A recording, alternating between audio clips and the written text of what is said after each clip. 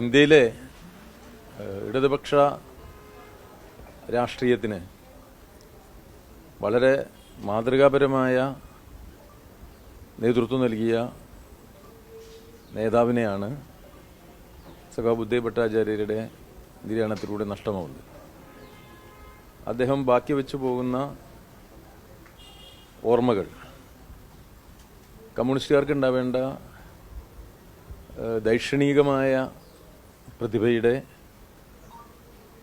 തൊഴിലാളി വർഗത്തോടുള്ള ഉജ്ജ്വലമായ കൂറിൻ്റെ, വ്യക്തി ജീവിതത്തിൽ പുലർത്തേണ്ട മാതൃകാപരമായ ജീവിതചര്യകളുടെ മേന്മയേറിയ ഒരു ഉദാഹരണമാണ്.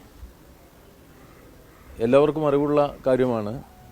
അദ്ദേഹം ബംഗാളിലെ മുഖ്യമന്ത്രിയായിരുന്നു, ദീർഘകാലം MLA ആയിരുന്നു, മന്ത്രിയായിരുന്നു. പക്ഷേ അദ്ദേഹം താമസിച്ചിരുന്നത് വളരെ ചെറിയ ഒരു താമസ സ്ഥലത്താണ്, ഒരു കൊച്ചു ഫ്ലാറ്റിലാണ്. ഒരിക്കലും അത്യാഡംബരങ്ങളുടെ വഴിയിൽ ബുദ്ധദേവ് ഭട്ടാചാര്യ സഞ്ചരിക്കാറുണ്ടായിരുന്നില്ല.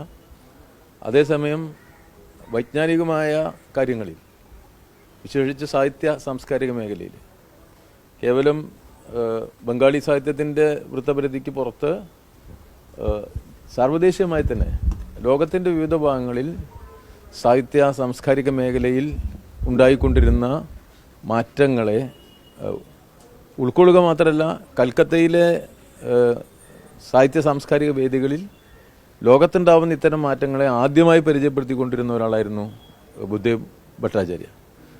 അതോടൊപ്പം പാർട്ടി വെല്ലുവിളികളെ നേരിട്ട വിവിധ സന്ദർഭങ്ങളിൽ, വിശേഷിച്ച് അർദ്ധഫാസിസ്റ്റ് ഭീകരവാഴ്ചയുടെ സന്ദർഭത്തിൽ മാതൃകാപരമായ നേതൃത്വവും അദ്ദേഹം നൽകിയിരുന്നു.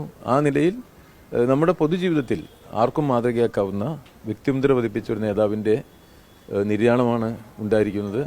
എല്ലാവരെയും ദുഃഖിപ്പിക്കുന്ന, പ്രത്യേകിച്ച് ഇടതുപക്ഷ മനസ്സുള്ള എല്ലാവരെയും വല്ലാതെ ദുഃഖിപ്പിക്കുന്ന ഒരു കാര്യമാണിത്. ആർക്കും മാതൃകയാക്കാവുന്ന ആ ജനകീയ നേതാവിൻ്റെ നിര്യാണത്തിലുള്ള അഗാധമായ അനുശോചനം രേഖപ്പെടുത്തുകയാണ്.